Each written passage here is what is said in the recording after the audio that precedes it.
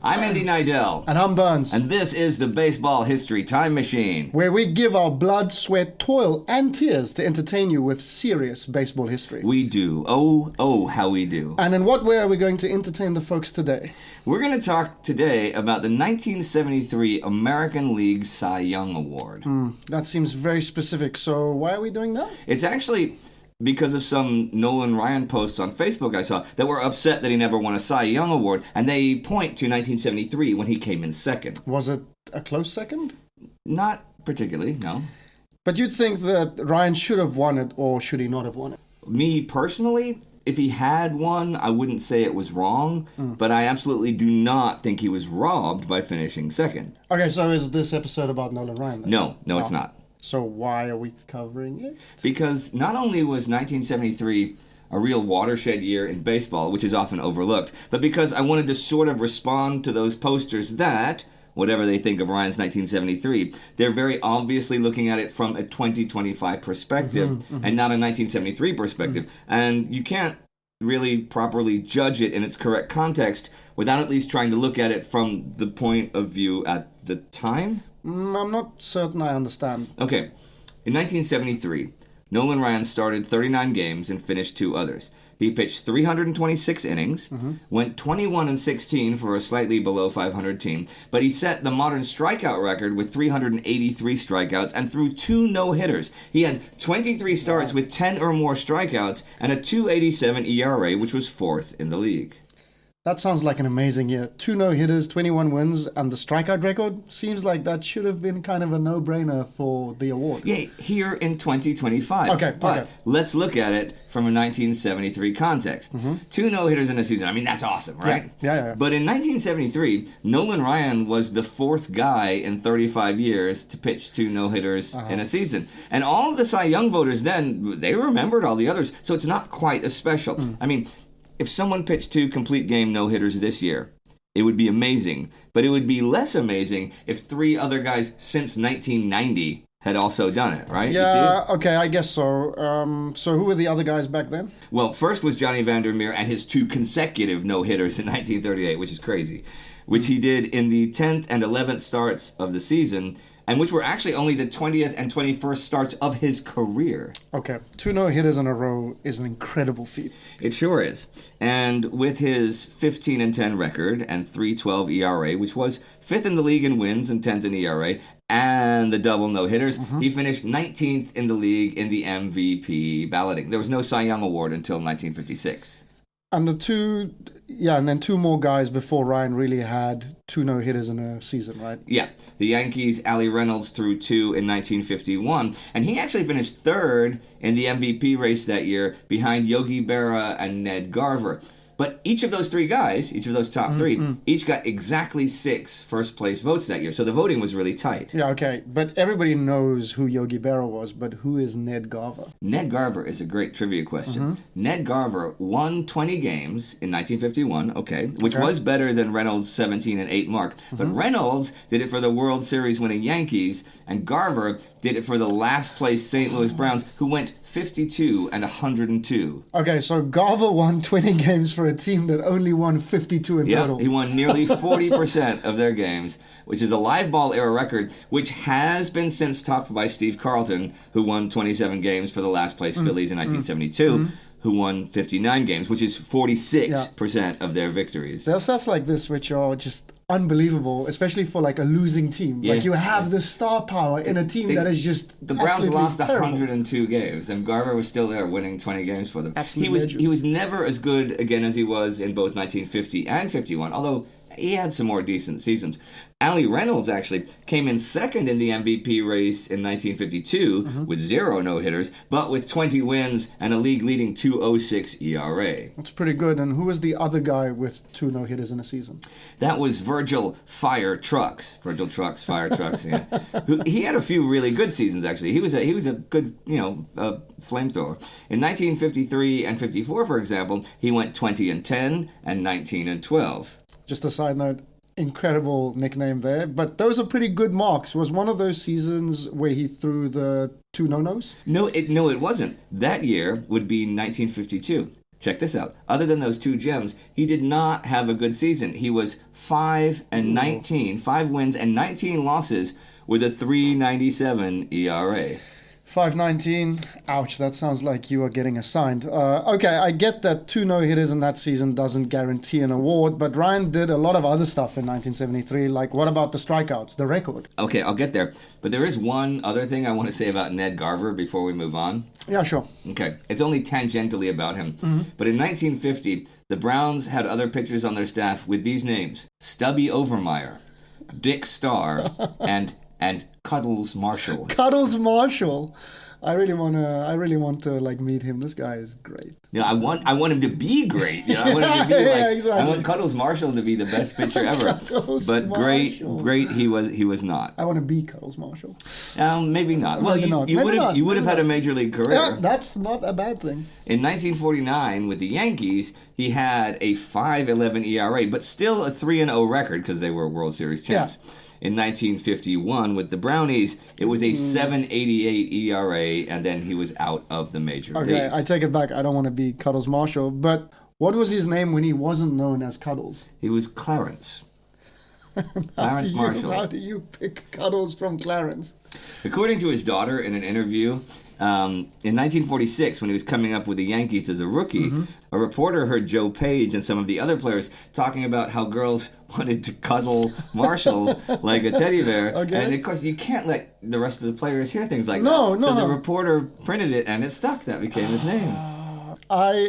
I still think I like the guy called the human eyeball better, because Cuddles Marshall doesn't really strike fear like the human eyeball does. You know my favorite. This is a complete sidetrack. My favorite. How did you get this nickname? Was there was the Pirates had a utility player in the teens called Dots Miller, D-O-T-S, Dots Miller. Don't remember his real name. It was like Dave or something. Dave Miller, Steve Miller.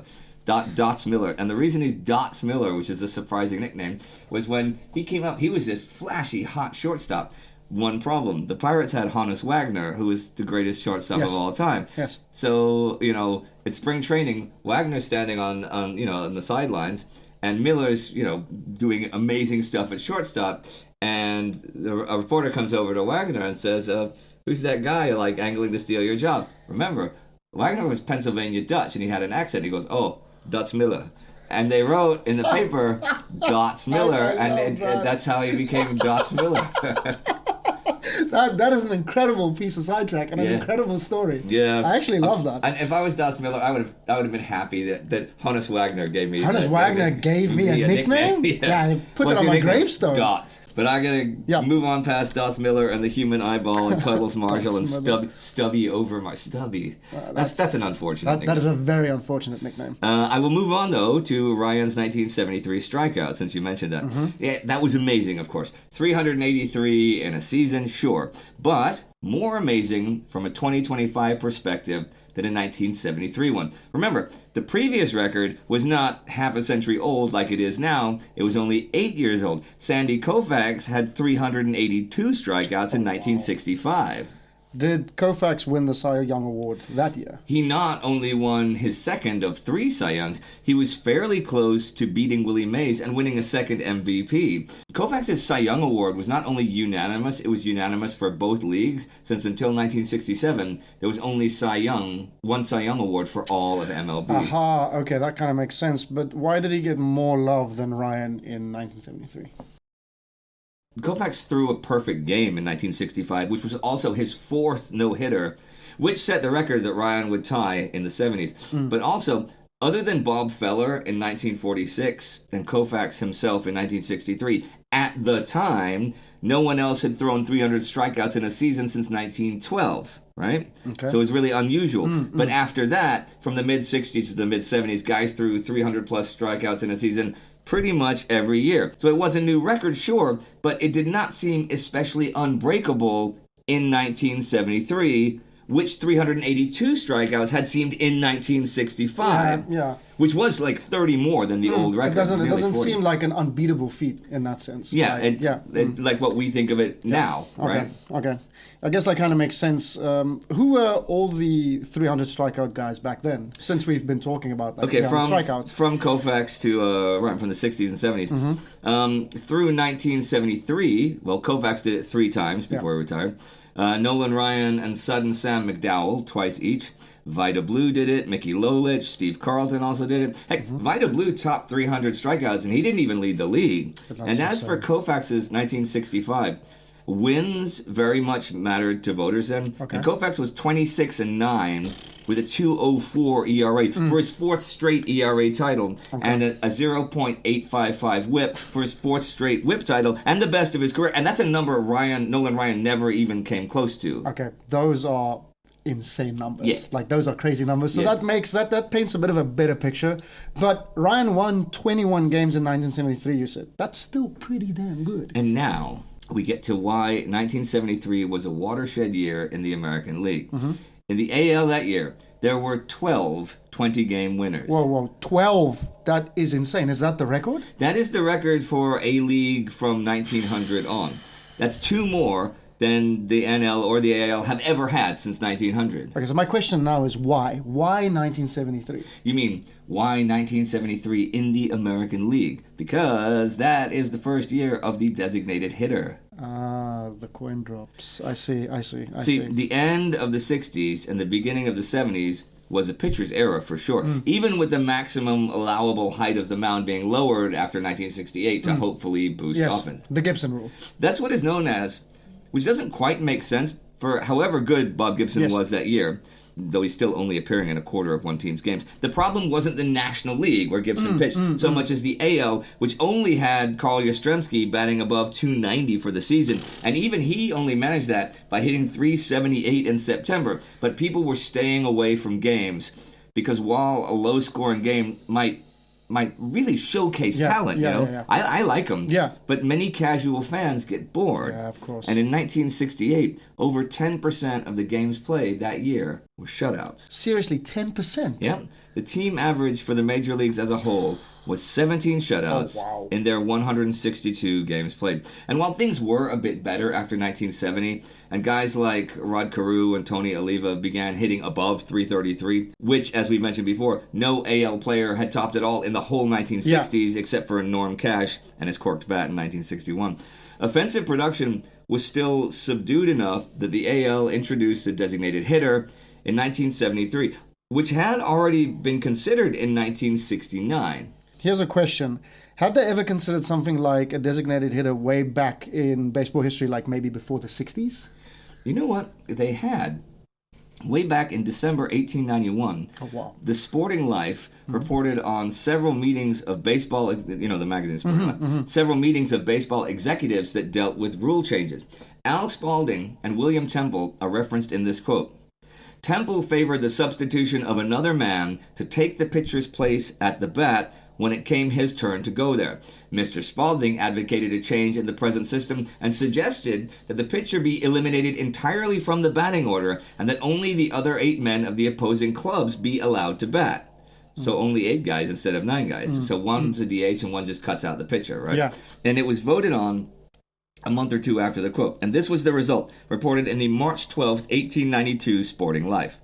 We came very near making it a rule to exempt the pitcher from batting in a game, under a resolution which permitted such exemption when the captain of the team notified the umpire of such desire prior to the beginning of a game. The vote stood 7 against to 5 for. I looked for it to be the reverse, but Day and Van der Ahe, whom I depended on, voted otherwise. That was really interesting that they were actually thinking about that way back then. Was it also a low offensive era?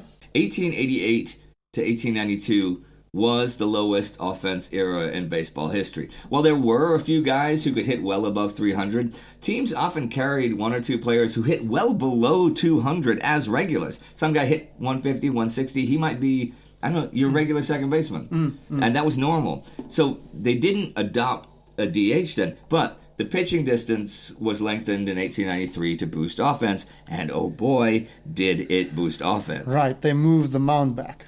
That's not literally true, because there were no pitcher's mounds then. Mounds didn't begin to appear until the late 1890s.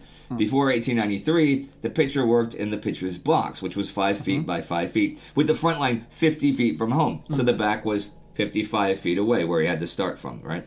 They moved that back line back 5 feet, got rid of the box, and added the pitcher's plate, which was standardized in 1895 to 6 inches wide and 24 inches long. So the new distance that we have today is 60 feet, 6 inches. We still today, though, remember, say a pitcher was knocked out of the box. That's right, we do say that. Funny to think about it, like now that you actually know why we say that. Yeah, knocked out of the box. Yeah. I'm pretty sure I mentioned that earlier, but whatever. If you look at the batting averages of just pitchers, right, through the decades, pitchers hit 235 in the 1870s, and then down to 208 in the 1880s. After 1900, pitchers never had a decade above 200 except for the 1920s when they hit 204. In the 1950s, they hit 169, but that dropped to just 143 in the 60s and 147 the first few years of the 70s. They were hitting 200 or so. They were at least generating sometimes a bit of meaningful offense. Yeah, sure.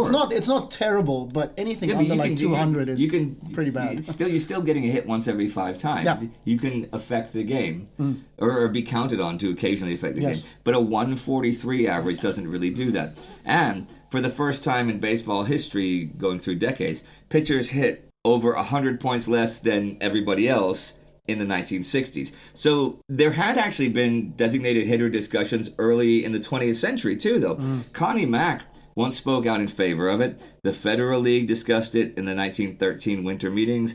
It came up at the Major League meeting December 13th, 1928. With the rise of, Babe Ruth and home runs and the big offensive era, fans were flocking to the game. So they thought they'd, even improve on that. And at that meeting, National League President John Neidell spoke up for the designated hitter, and Sam Breeden of the Cardinals supported him, but a motion to vote on it was tabled. You'd think maybe sometimes they would have experimented with it at a lower level of baseball, perhaps, just to see how it would affect the game, maybe. You would think that, and you would be right. The Sporting News reports this. Here, hang on, it's a quote. Sporting News reports this from 1941. A long-discussed experiment. Elimination of the pitcher as a batter will be given its first test next spring in state tournaments to be conducted by the National Semi-Pro Baseball Congress. The proposal provides for use of a pinch hitter each time for the pitcher without removing the hurler from the game.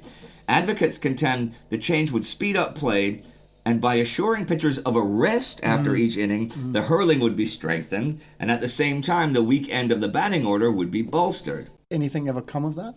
No, nothing really came of it, and then we get to the 60s and the 70s. What was the plan with the DH when it began in 1973 then? It was supposed to be just a 3-year experiment in the AL. Okay. And it was not even done in the 3 World Series, those 3 World Series. And then after that trial period, both leagues would either adopt the DH or both would have pitchers bat for themselves as they traditionally did. Well, that is very much not what happened, right? No. Increased offense meant increased attendance, and that meant more money. So the AL didn't want to go back, and the NL didn't want to join in. And the rest is history. Yep, it is. I mean, there's more to it. They had to figure out how to deal with the World Series after 1975 and All-Star games, and eventually interleague play, and now it's the general rule. But people can look all that stuff up themselves. I want to get back to the AL pitchers of 1973 and some of the feats they managed. And like 383 strikeouts and 2 no-hitters? Like 383 strikeouts and 2 no-hitters. But there are some other good ones. Okay, pick one. It's crazy that one side of the league was like, yeah, DH is the best thing ever, and the other side was like, actually, you know what? I don't really care for designated. What's crazy is 7-5 vote is pretty close. That's 2 votes away in 1892 from, instead of changing the pitching distance, to having a DH. Yeah, but the other thing that I kind of think of, or that jumps to mind, is the fact that seeing as the DH became a thing, there was no real upside for any pitchers to be good hitters anymore. No. So that's the first thing. The second thing is, not only do they don't have to get worried about like getting injured or getting hit by balls because they pitch so well that the other team would target them. So you eliminate that. They get more rest between innings. And now you have a guy who's in the field.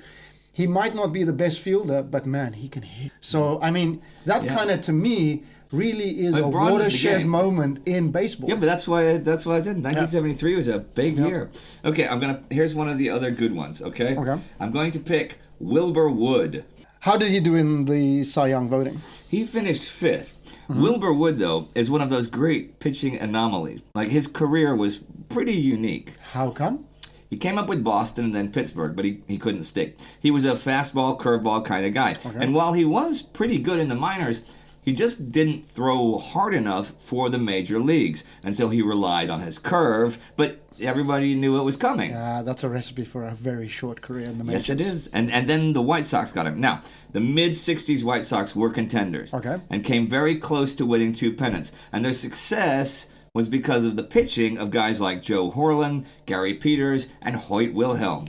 Wilhelm, the knuckleball legend, right? Yeah, I personally think Hoyt Wilhelm is the second best reliever of all time after Mo Rivera. But for long relief, I think he is the best. Really? Those are some pretty strong words. Hoyt Wilhelm, in the mid-1960s, had 5 straight seasons with an ERA below 2. Yeah. Do you know how many other pitchers, starters or relievers, have had 5 straight seasons with an ERA below 2 since 1920? Yeah, this is not my first time, and for those of you listening, not your first time, so I'll go with, I guess, none? Because I say it like that. Yeah, you say it like that, yeah. Okay, none is correct, but here's the thing. He was 41 to 45 years old at the time. How? How can you be that good at such an advanced age? Well, you said it. The knuckleball. It's slow, so it doesn't put wear and tear on your arm. Wood already actually knew how to throw a knuckleball before he came to the White Sox.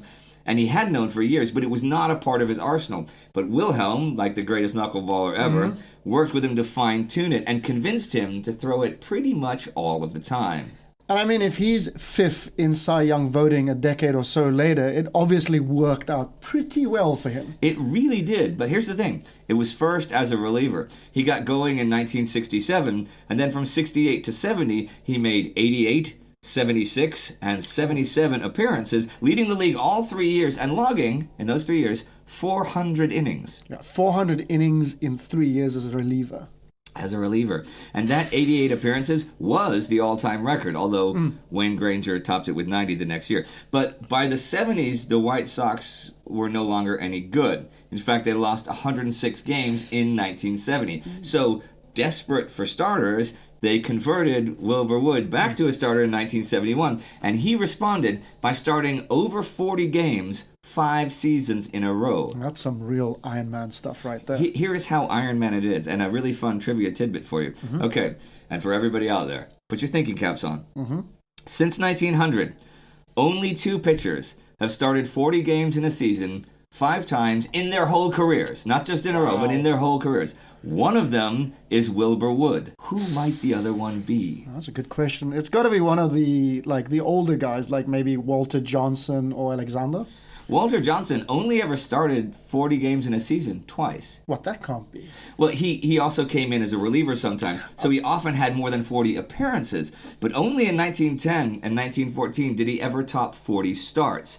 And actually, his top innings total, Johnson's career, was 371. Wood topped that in 1972 with 376 and 2/3 innings.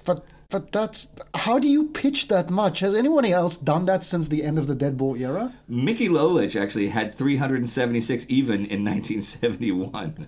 But what about Alexander? How many times did he start 40 in a season? He's our hero, right? He is. I love Doug. Okay, he actually started 40 games in a season 4 times in his career, as did George Mullen, Eddie Plank, and Mickey Lolich.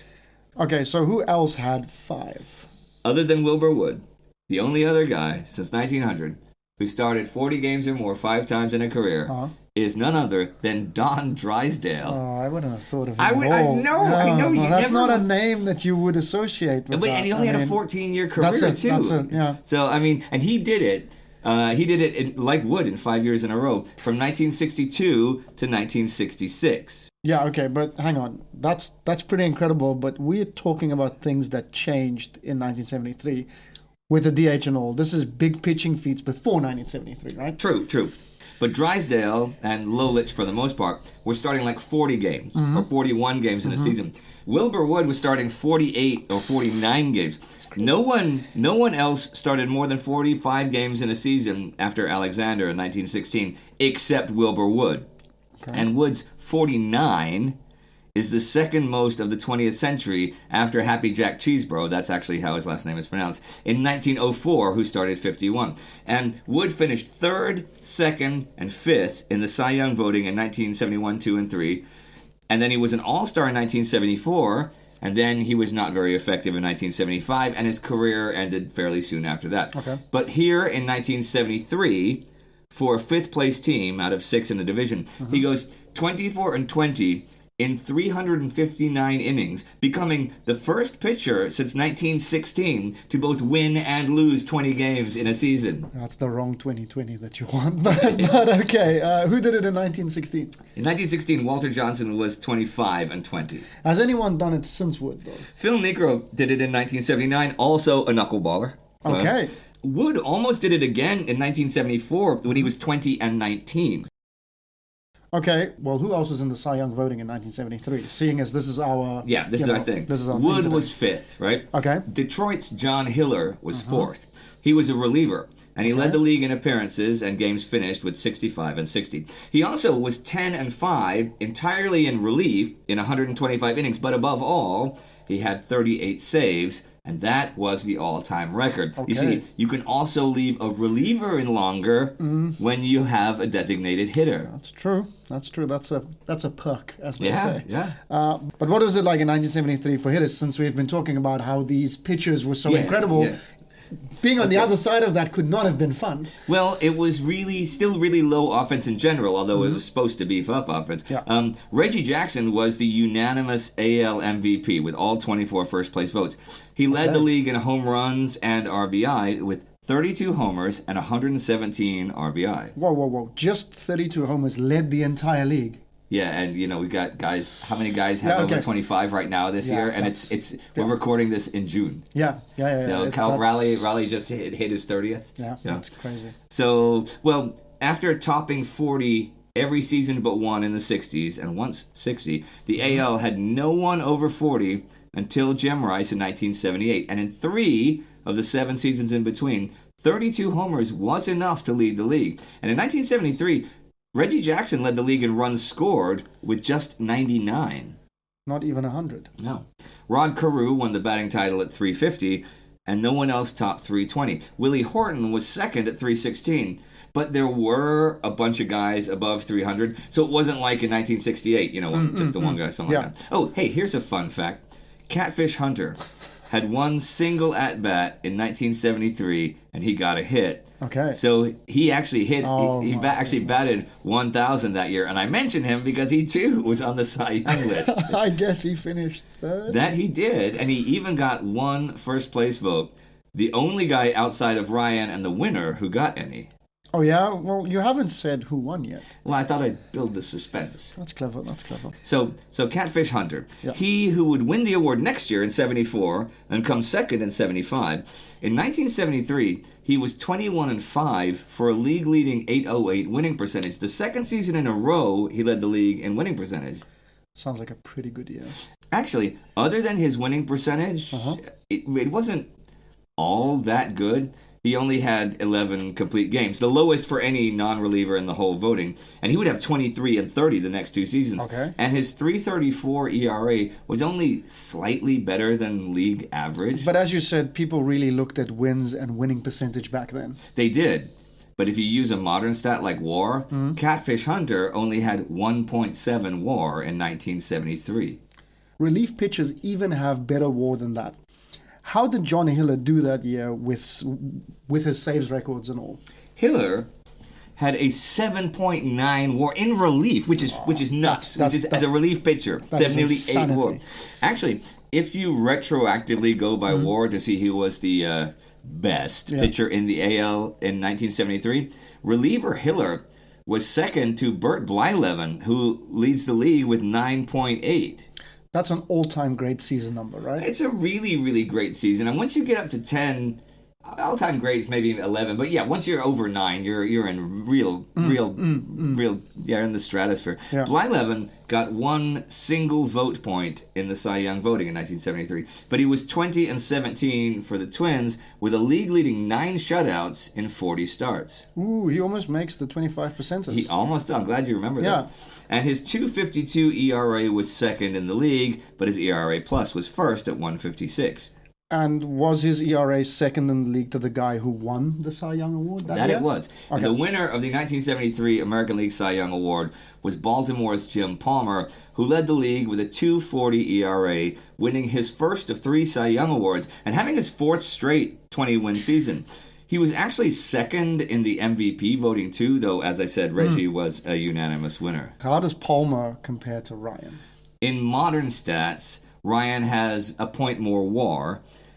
In classic stats, more than twice as many strikeouts, but Ryan also has 50 more walks, so his whip is higher. But hey, Ryan, with 2 no-hitters, allowed 6.6 hits per 9 innings, which is world-class. But Palmer allowed only 6.8, which is also world-class. And get this, neither of them led the league that year. So many twists and turns. Who gave up fewer hits than Ryan that year?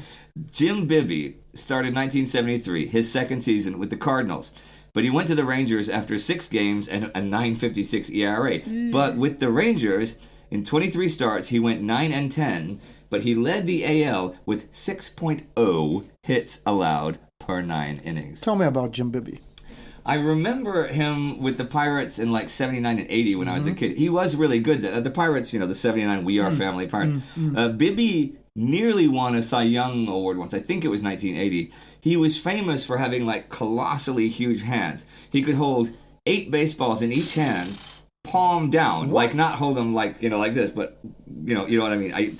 They at home cannot see that I'm holding my hands down like I'm in the Thriller video. Yeah, exactly. Like, 8 now, in each hand. In each hand. And now I have read that Johnny Bench and Sandy Koufax could hold 7 each, and I remember. There's a famous photo of J.R. Richard, the old Astro from the 70s, holding, I believe, 8 baseballs in a hand. I would have to look that up, but I think it's 8. So did Palmer deserve the award? It's kind of a nebulous question. I mean, Ryan had a great year for sure, but Palmer's ERA was half a run better, which means no matter how many strikeouts Ryan had, he still gave up an extra earned run compared to Palmer every 18 innings, and that becomes a lot. Yeah. And Palmer was better at keeping people off the bases. Ryan also had a losing record and an ERA over 3 in late August. But he won his last 7 starts to go 21-16. And fun fact, he gave up 23 hits and 12 walks. 23 hits and 12 walks in his last 2 starts, but he won both of those starts. I know. Imagine trying to do that for a whole season. Good luck with that. Like, that would drive me insane watching that. Well, I would be so stressed, man. I would lose hair. Remember when Lefty O'Doul gave up 16 runs in 3 innings? Okay, he lost. But Ryan... But to win is quite an incredible feat. But that's 35 base runners in two starts, and he won both of those games. What a competitor. Only Nolan Ryan. What a competitor. It must have really just been lights out when they were... What a competitor. He must just be like, you know what, you're doing this to me, but I will win. I will win. Yeah. Now, the voters in 1973 were also influenced by Palmer playing with the division-winning Orioles and not the mediocre Angels. As I said, if Ryan had won, I don't think anyone would have a real problem with it. But I also don't think he was robbed, and I don't have a problem with Palmer winning, since the pitcher's job is to prevent runs from scoring and win ball games, and Palmer did that very well. I wonder, though, if Bert Blyleven would win it if they had the voting today. Well, DeGrom was 10-9, wasn't he, when he won his first one? Yeah. So maybe so. Maybe so. But wait. This is the first year of the DH. How did the DH do that year? Pretty well. Oddly enough, there was only one player that qualified for the batting title and played DH and nothing but DH that season, not even pinch hitting. Who was that? That was 1967 MVP Orlando Cepeda, playing his 16th season. Injuries had prevented him from playing in the field the past couple years before that. Okay. So this was his last full season, and he played 142 games, all at designated hitter, and hit .289 with 20 homers and 86 RBI. Those are really respectable numbers for the AL in 1973, after we've mentioned the incredible pitching feats of that year. I'm with you. There are 7 guys total who played at least 50% of their games at designated hitter and qualified for the 1973 AL batting title. Okay. Frank Robinson hit 30 homers, just 2 behind Jackson, and drove in 97 runs. Funny thing, he and Cepeda finished exactly tied for 15th place in the MVP voting. Did any mainly DH do better than that? Tommy Davis hit 306 and finished 10th in the MVP voting, and that's the best. Now, here's something. Of those 7 guys, 4 of them are former batting title winners. Robinson, Davis, Tony Oliva, and Alex Johnson. And then there's Cepeda, former MVP. Yeah. And then aging slugger Darren Johnson, having one last solid year with 20 homers and 86 RBIs, and finishing 20th in the MVP balloting. Yeah. The other guy is the only guy under 30. 25-year-old Carlos May. 1973 wasn't his best year, which was 72, but it was the season he showed the most power with 20 homers and 96 RBI. There seems to be a lot of guys with 20 or so homers and 90 or so RBIs that year. Is that the case? It is the case. Reggie won the homer crown with 32, but there were 21 players with 20 or more homers and 21 with 81 or more RBIs. So like a huge pack of horses with one named Reggie charging a body length ahead of the finish line, essentially. that is a fantastic metaphor. I'm picturing that. Picturing all the horses and then Reggie's just ahead at the ending. Just a neck length. Just a neck length ahead. Just a neck length. Well, it's true. Only 2 homers more than Frank Robinson. Neck length, yeah. Okay, but guess what? With that lovely bit of prose, we are done for the day. This was fun. Nice to talk about the 1970s and do just 1 years of award voting. We should do that again. We should. I'll think of some other years that would be like this, for a reason that are really interesting. Okay, all right, everyone out there. That is it for this week. But myself, Indy Neidell. And me, Berns. We'll be back soon on The Baseball History Time Machine. That's it. All right. Cheers.